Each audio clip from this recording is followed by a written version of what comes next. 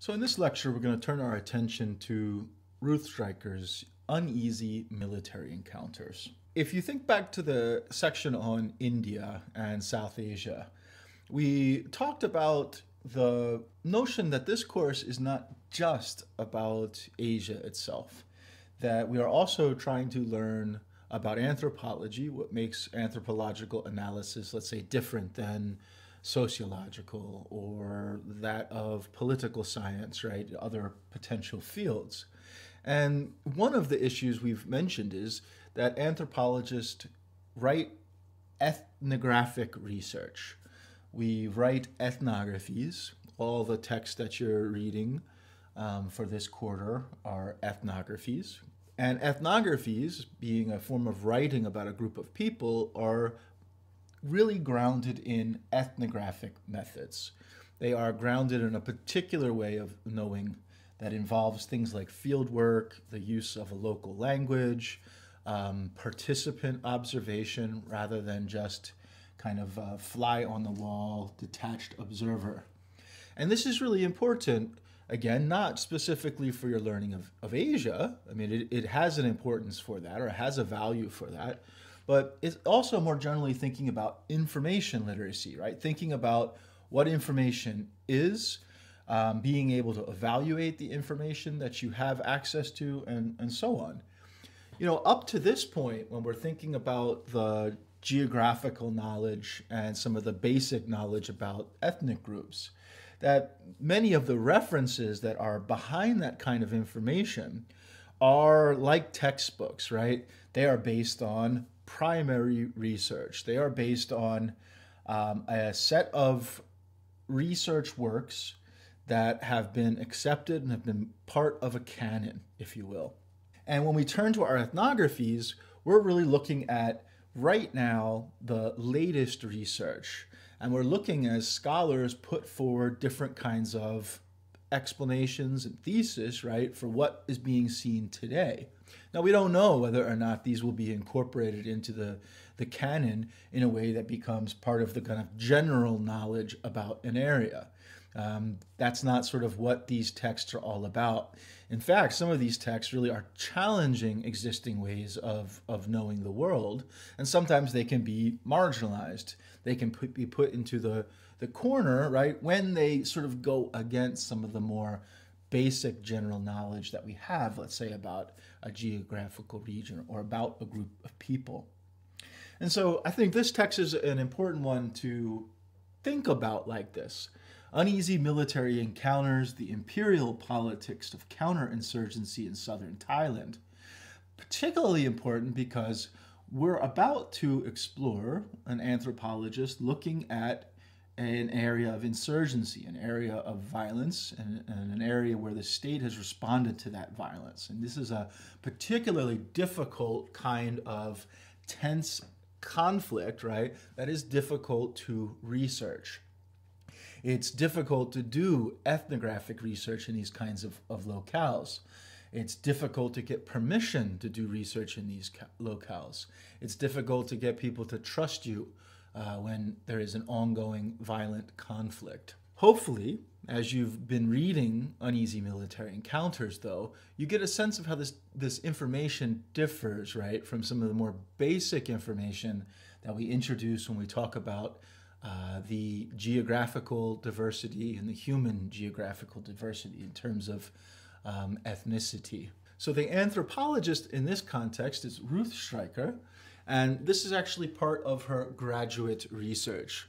She is doing research at the Free University of Berlin and in their graduate school in Muslim cultures and societies. So it's a kind of social science specific school that's focused on Muslim peoples. And she was really interested specifically in the Islamic insurgents themselves in southern Thailand. Why do young men get involved in the insurgency? Why do they carry out violent attacks? And sort of throwing out a hypothesis, if you will, what is the relationship between masculinity, we might say Malay masculinity or Muslim masculinity, and violence? So this is sort of before, when she's in Europe, before she gets to southern Thailand, the kind of questions that she's thinking about based on what she's read and what she knows, right, from the literature. But one of the natures of ethnographic fieldwork is you're sort of on the ground in real time, and you go in directions that present themselves to you. You make do, right, of the situation that you have. And in the context of the Thai state's counterinsurgency, she didn't get the kind of free access that she was originally hoping to with Malay people. Her access was more circumscribed, more limited. And so she actually turned that research focus on the Thai state's counterinsurgency. She was looking at this conflict, right, and the experience of Malay people in Thailand through the lens of the Thai state's counterinsurgency. So if we kind of look at a map here of the southern border provinces, you can see that Malaysia's in the green there, and then you see these mixed Malay Thai areas that you have the yellow and orange. And then you see the Pattani, Narathiwat, and Yala, these border provinces that are mostly majority Malay, particular Narathiwat, right, being a majority Malay area. So this is an important Islamic center. As we had mentioned, Pattani was a sultanate. So it was a polity that had an Islamic identity. And so Islamic education, Islamic study, Islamic research was important in this region. It was considered an Islamic center even before the more recent conflict.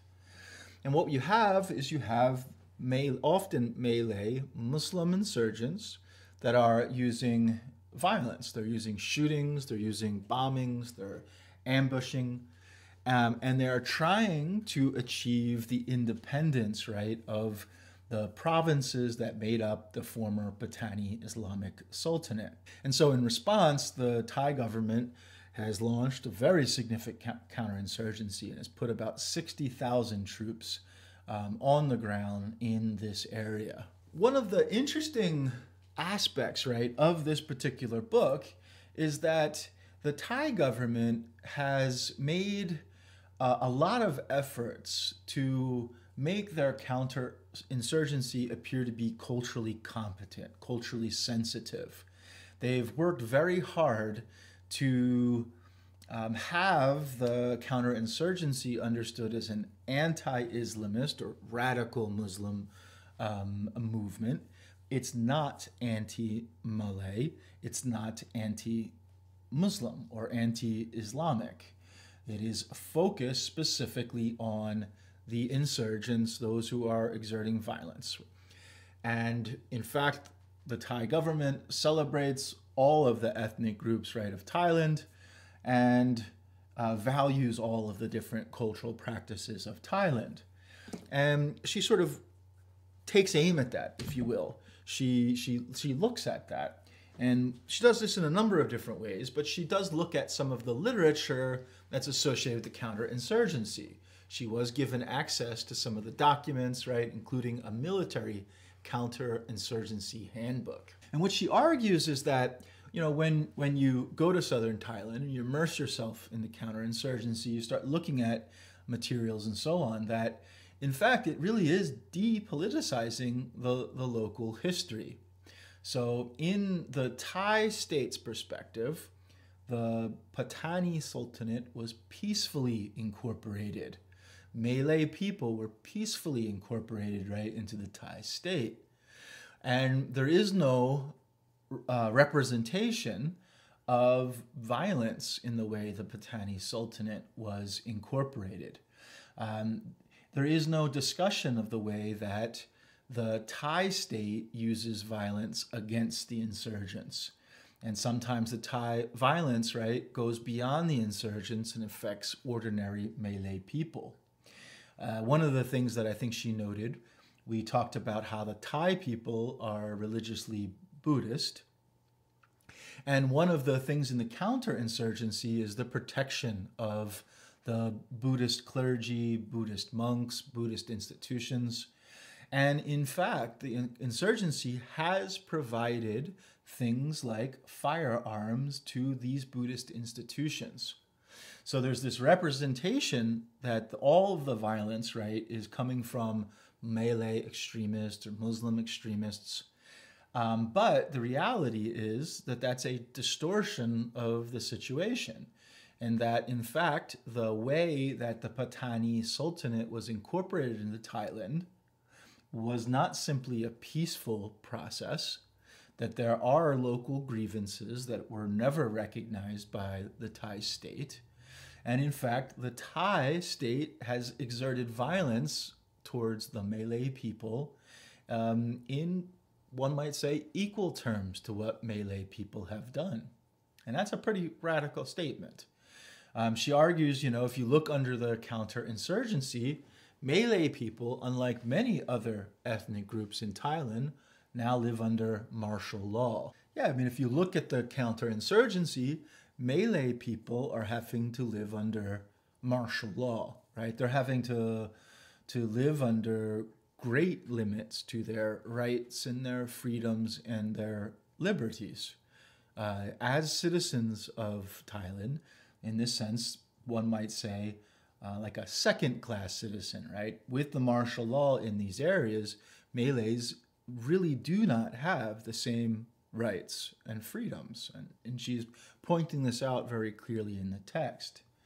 She says, if you look at the counterinsurgency, in fact, most of the counterinsurgency, most of the Thai state personnel are ethnic Thai, and they're not actually of the Malay people. And she would argue that that was intentional. There was an intentional exclusion of Malay people from the military and police ranks. She makes the argument that, in fact, in this particular region, the Thai counterinsurgency, the Thai state, really is profiling the Malay. They are doing this in an ethnic way, but they're also doing it in a racially specific way. So Malay are considered to be a distinct race in contrast to the Thai.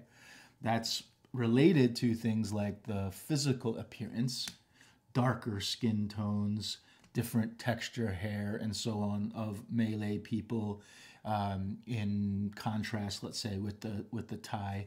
That is their phenotype or their physical appearance, a kind of a racism that you see. But the particular types of Malay clothing also allow them to be profiled. If there's a checkpoint, that is, Thai people may be allowed to pass freely in absence of restrictions, but if somebody appears to be Malay through their phenotype or through the clothing they're wearing, they may get detained or held.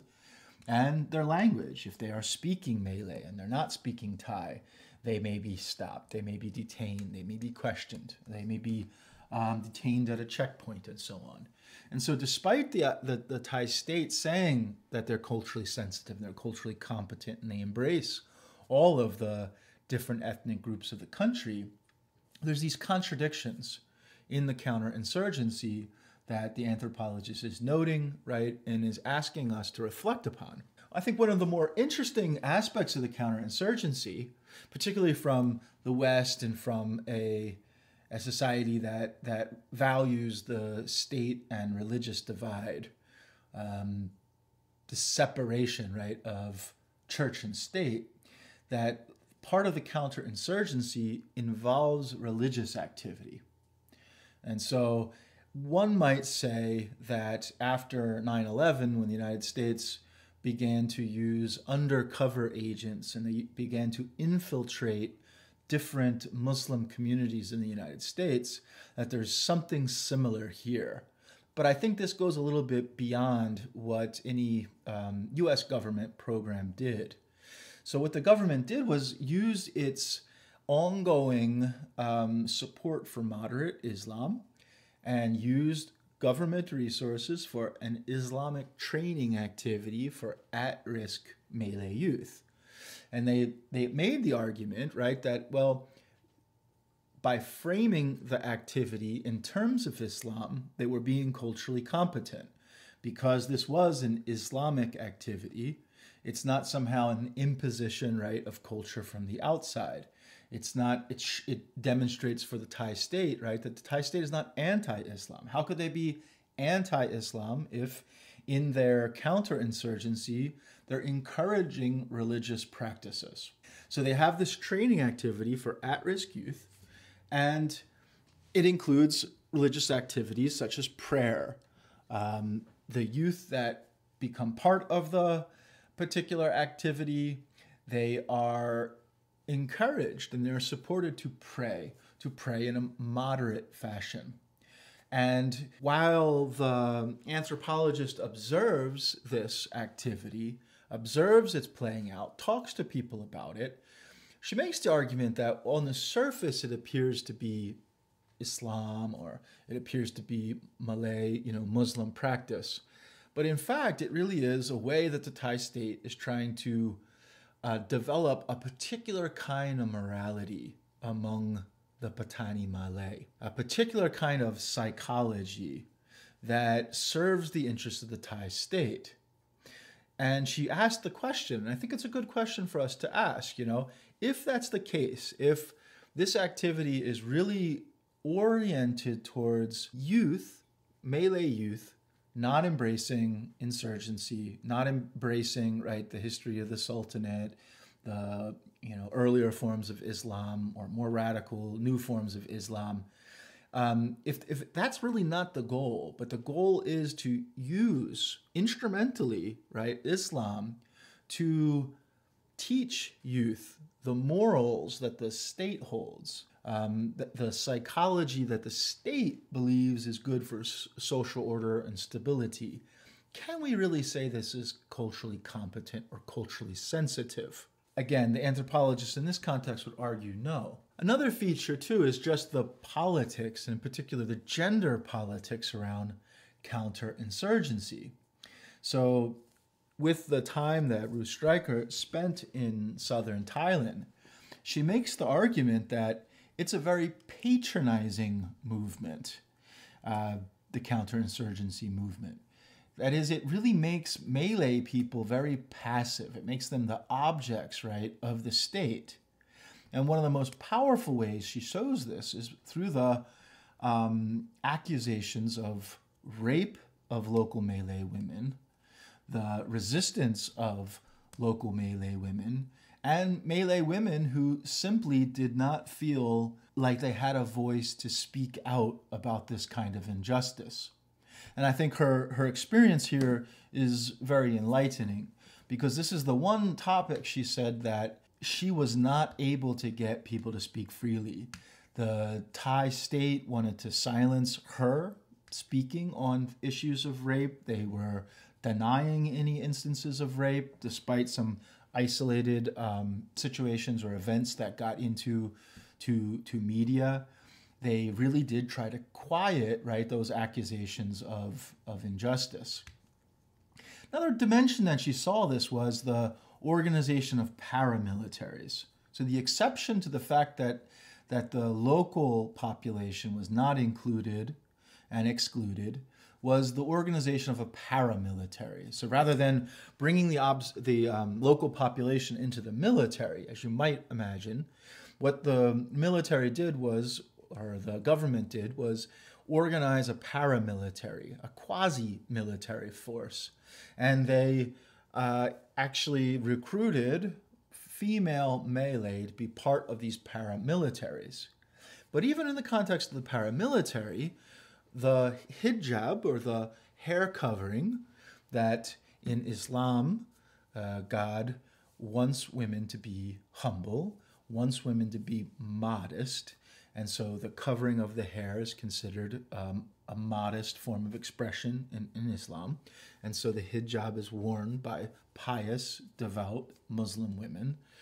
Well, the Malay women who were recruited for these paramilitaries had to face the ban on the hijab, which, interestingly enough, for a counterinsurgency that does express interest in cultural competency, that does express interest in cultural sensitivity, would seem to be denying a local cultural practice. It would seem to be the kind of discrimination that is at the heart of the Malay insurgency. And I found that her talking with some of the soldiers really drives this point home well, because you had Malay women that were joining the paramilitary at their own expense, right? Because they can become targets of the insurgents. And the hijab was one of the things that they felt like would conceal their identity. So they weren't radical Muslims, they were devout Muslims. They were pious Muslims who wanted to be modest and so wanted to cover their hair. They are not insurgents, right? They have no desire to have violence against the state, but they are worried about the radical Muslims. And the hijab is one of the few things that would conceal their identity, would protect them from those radical Muslims who are their neighbors, right? There are the residents in the area. And so this struck me as a particularly poignant example that there are reasons to question, right, the state's narrative of counterinsurgency in Patani. So to conclude here, we kind of came out talking about the Malay minority in Thailand, and we began to look at that southern region in which the Malay minority is concentrated, looking at this Islamic insurgency that's developed, and the state's attempts to sort of make counterinsurgency, the suppression of violence, right, more culturally sensitive. But from the anthropologist research, we can see there are many contradictions and problems. Now, we don't have a lot of this research. This is, in my awareness, one of very few studies really on counterinsurgency. So we do need more research before we can truly characterize the counterinsurgency in one way or another. But we have this raising of questions based on empirical data, not just what it says in the handbook, not just what this Thai state government puts out for a press release. We actually have an independent observer doing field work, talking with a range of people from soldiers, police, government, local Malay men and women, and we get a different picture. And that's part of this idea of information literacy as well, the distinct kind of picture that ethnographic fieldwork and research gives us.